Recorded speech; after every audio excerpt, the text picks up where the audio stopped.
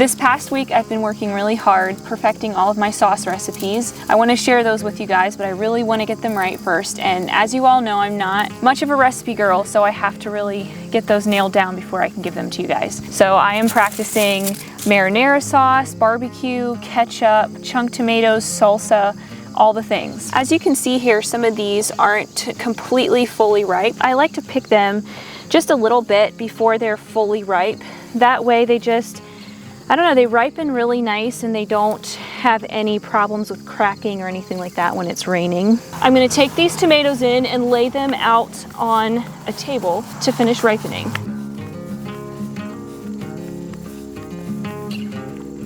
I like to bring my tomatoes in, like I said, before they're completely dead ripe, and I lay them out, and then every day I come out here, and if there's tomatoes that really need to get used because they're starting to rot or because they're dead ripe, and then what I do is I take them inside and I will core them and chunk them and put them in plastic jugs and stick them in my freezer. That way I can choose my canning days and I don't have to just be canning every single time that tomatoes are ripe. The day before I can, I set out my gallons of frozen tomatoes.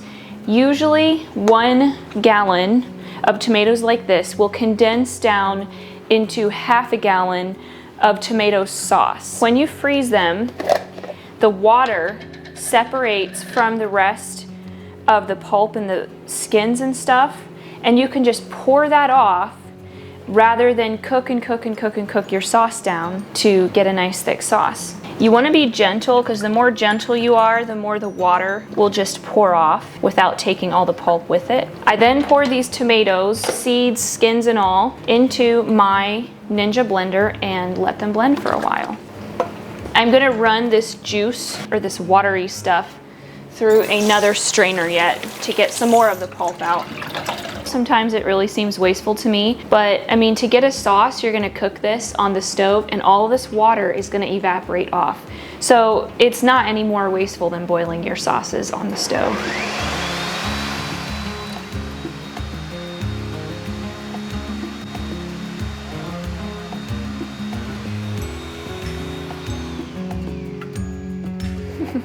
Don't make your blender too full. This is called a food mill. It is my absolute favorite piece of canning equipment. Well, probably after the blender. But I use this thing for so many things. I run all of my tomatoes through here. That way you don't have to skin them or seed them or anything like that. Look at that gorgeous, gorgeous sauce. And it's not even cooked down yet. There you can see all the skins and the seeds. And it just took minutes to get those out. Here's a basket of all of my, what I call duds. All of my garlic managed to get into the dud basket this year. The recipe that I'm gonna do next is called smoky barbecue sauce. It's our favorite, we absolutely love it. The recipe will be down in the description. It takes 1 onion, so I'm gonna use these 2 small onions to equal 1. And I'm just gonna grab some garlic. It takes 1 clove of garlic, and 1 bulb of this dud garlic will make 1 clove. I usually make 1 gallon of sauce at a time, at least, often 2 gallons of sauce at a time, but today, for the sake of this video, it's gonna take me way too long to can up gallons and gallons of like 5 different kinds of sauces. So I'm just going to do 1 quart. I'm gonna heat up my sauce, and while this is heating, I'm gonna be chopping onions and garlic and sauteing them in this pan with some avocado oil.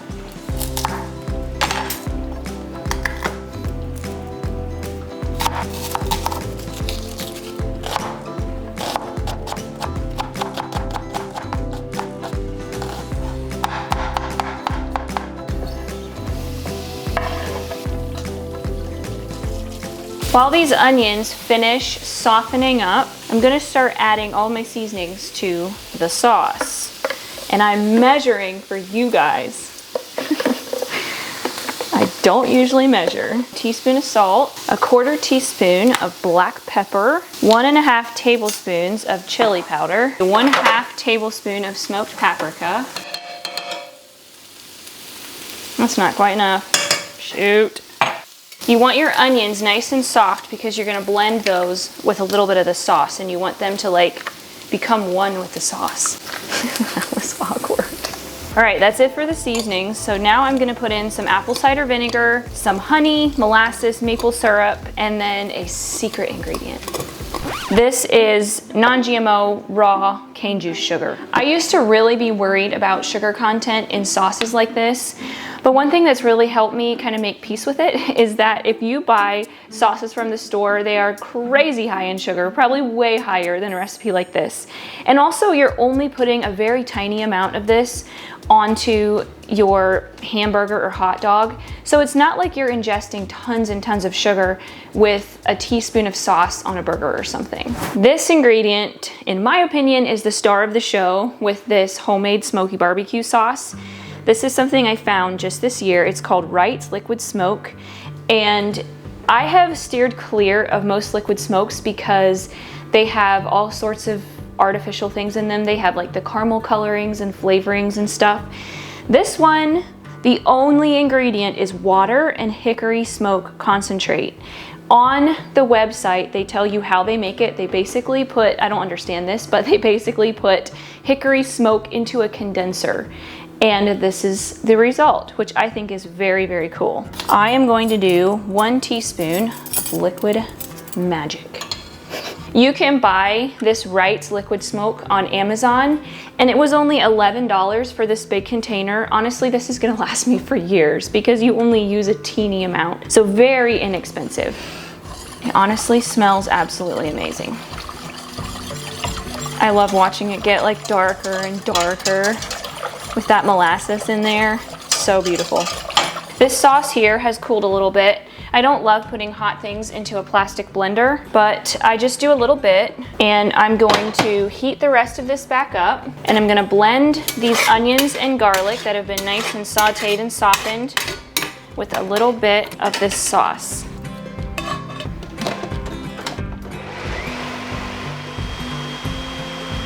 You can absolutely use garlic powder and onion powder if you want to, just for ease of making this sauce, but it does not taste nearly as good. Like the fresh flavors add such a punch. I used to just use powders, and when I started especially using fresh garlic, it made the world of a difference in my sauces. You can just cook this sauce down until it's as thick as you like, but I really recommend using some cornstarch to thicken it up because the cornstarch makes it gel a little bit so that it doesn't just soak into your bun. I don't like soggy buns. So nobody likes a soggy sandwich. One more thing that I forgot is coconut aminos. This adds a really nice, like salty, rich, deep flavor to your barbecue sauce. And I am going to use this to dissolve my cornstarch in rather than using water, because if you add water, it's just gonna like melt down all of your flavors. It's just gonna dull it down a lot. So 1/4 cup, and then 3 tablespoons of cornstarch.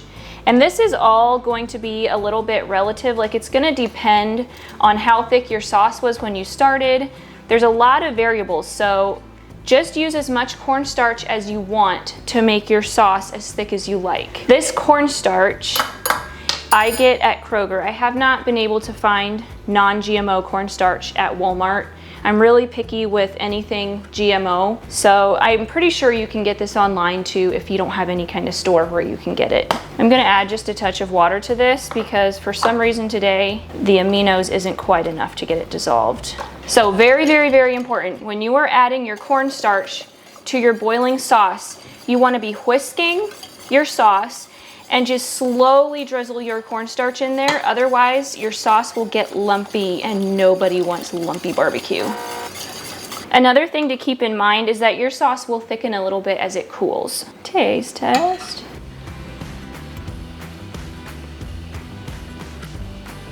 Boom.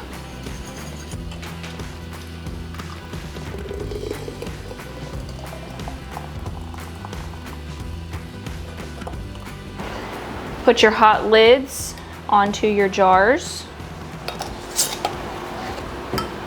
My mom always said, 1 twist. Once I have all the sauces made, I will give the canning instructions for all of them. Oh, I forgot about this. Ringa-vinga. We are gonna make this quart of sauce into ketchup. I have to go back out to my dud basket.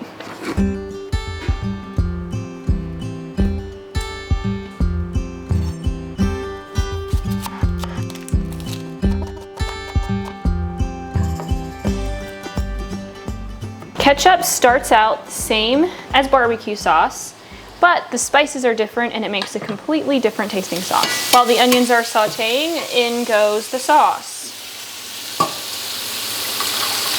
I'm gonna keep a little bit of this cooled sauce back this time and put this in the blender with the onions so it's not so hot in my plastic blender. Into this sauce, I'm going to add half a cup of white vinegar and 3/4 cup of sugar, 2 teaspoons of salt, 1 teaspoon of celery salt, 1 teaspoon of mustard powder, half a teaspoon of black pepper, and 1/4 teaspoon of cloves.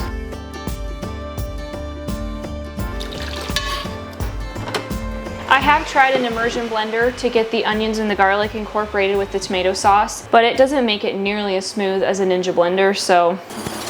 But that works great for chocolate milk. And the thing is though about an immersion blender, what I've found anyways, is I've tried making chocolate milk in a bigger container, like what this pot would be kind of, and it doesn't work as well as when it's in a quart jar. It's gotta be like skinnier for the immersion blender to work well. Spices in. I think I sound kind of like Gordon Ramsay. Spices in.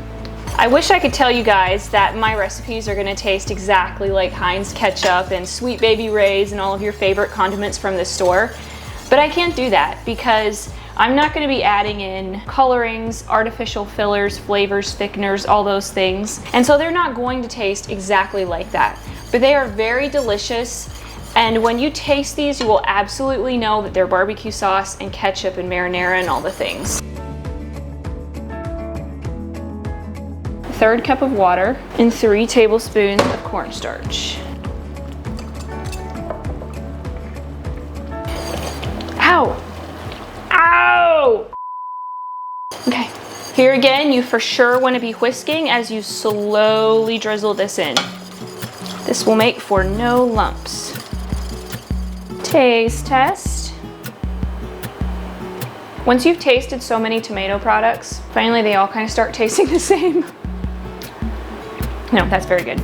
I will admit, it is super nice to have a recipe so that I don't have to be taste testing the whole time. It is really nice. We use ketchup in much smaller amounts than we do barbecue sauce, so I'm going to can it in pint jars instead of a quart jar.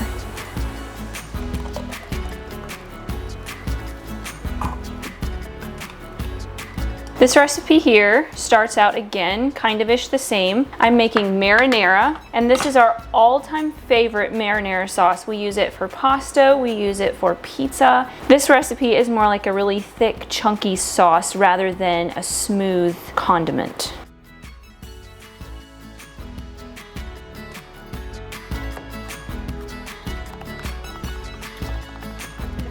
This recipe asks for 2 large onions, but this one is massive, so I did 1 massive onion and 1 small onion. 1/4 cup of avocado oil. This marinara sauce is thickened with tomato paste rather than cornstarch. If you do not want to use tomato paste from the store, you can absolutely make your own. Basically, you have to cook the tomatoes down, and it takes so many tomatoes to make your own tomato paste. There are definitely people who do not want to use anything like this, any tomato product from the store, when they're making a sauce. For myself, this is a shortcut that I take. I grow the bulk of my tomatoes, and I just give myself permission to buy some tomato paste. I am going to thin this tomato paste down with some of the sauce because if you put the tomato paste directly in there, it's really hard to get it incorporated. I'm gonna add my sauteed onions and garlic right into this sauce.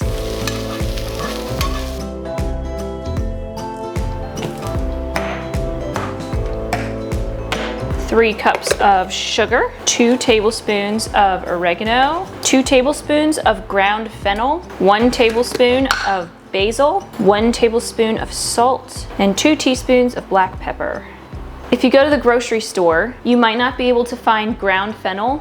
I just get organic fennel seed and then I grind it in my coffee grinder. Do not skip this ingredient. Honestly, this made the world of a difference in this sauce. This is always the fun part for me, is dumping in all the seasonings, and it just like instantly transforms into this delightful mishmash. Michelle wanted me to let y'all know that this recipe did actually turn out a little bit too sweet. 3 cups of sugar was just too much, so she did it again with only 2 cups of sugar, and it turned out perfect. After you add all of the herbs and seasonings and stuff, you really want to let it simmer just for a little bit, not too long, but it helps those flavors just to blend throughout your entire sauce. I always can this in quart jars because I usually make like 3 pizzas at a time or a giant pot of spaghetti. So we never really use pint jars of marinara. Keep in mind that when you're making sauces like this, there's a lot of variables. So some years your tomatoes will be sweeter than others, and sometimes they'll be juicier than others. Like, this also depends on like the variety that you're using.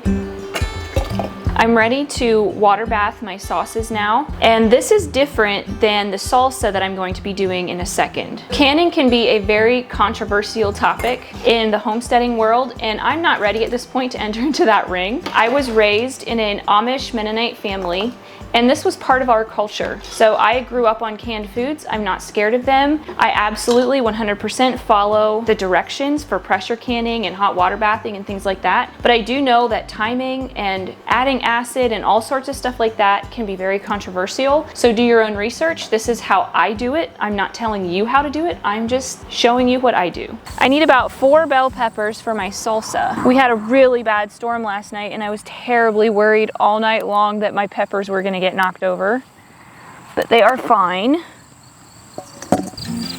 Oh, look, babe, your Jimmy Nardellos are getting ready. Jimmy Nardello, Cody's favorites. So good. These sweat peas are so bad. These things are so good though. There's like a depth of flavor there that is not in other peppers.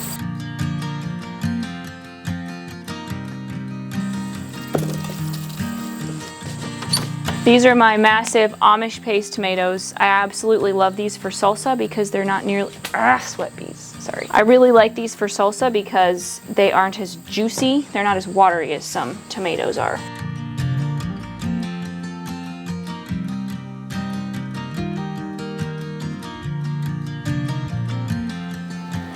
The sauces are done. The process for making salsa is very different than the process for making the sauces. For salsa, I peel my tomatoes because if you don't, the peelings come off of the tomatoes while the salsa is cooking in the canner, and they kind of float to the top and they're just yucky. So it's very simple though to peel your tomatoes. I just dip them into boiling water for like 15 seconds and then the skins just peel right off beautifully. For my salsa, I throw my onions and garlic into the food processor, and I process them that way because it's easier, and cutting up this many onions and garlic makes me weep. So I do it in a food processor to get it over with quicker. One major key to having the food processor trick work is to not overfill your food processor, or you'll have to like puree your onions to get them all chopped. And where did you get that amazing food processor? Cody got it for me.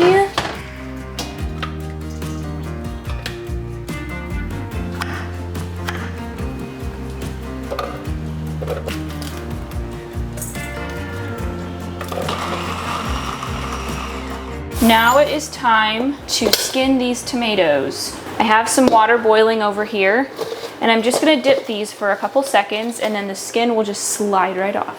You could try bobbing for tomatoes. Oh, that would hurt. See how the skins just split and just slide off.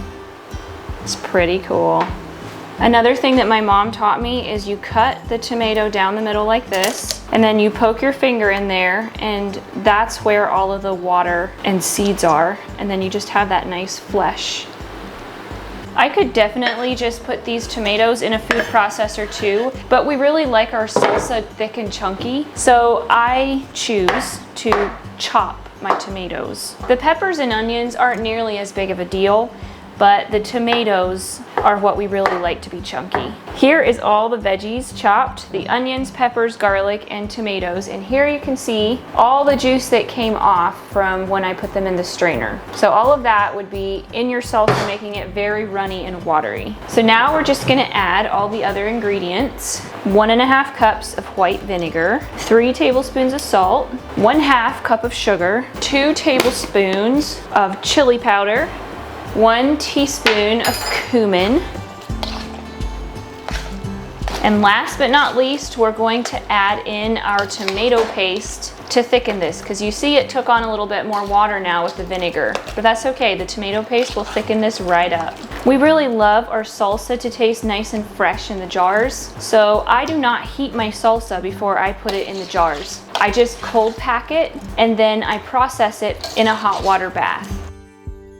When you can your salsa, it will separate a little bit, like when you pull it out of the canner. Don't freak out, like it's just gonna do that, like the water kind of separates at the bottom. But when you're ready to use it, you just shake it up and it's perfectly fine. The 5th way that I really love to preserve tomatoes is called canning chunk tomatoes. I'm not actually gonna demonstrate it today because I'm really tired. I have made 4 different kinds of sauces. So I'm just going to tell you how to do it because it's kind of a non-recipe anyways. You just skin your tomatoes like I did for this salsa. You cut them into quarters and you pack them into a jar. So the tomatoes and the juice will just fill up the jar. You put a teaspoon of salt on top of that and you just can it up. I use chunk tomatoes for just soups, and we don't like our chili very tomatoey, so I often will just use broth and chunk tomatoes. That makes an awesome chili. That was a clip from our pantry tour. If you'd like to watch that, you can click right here. And don't forget, there is a free ebook in the description below.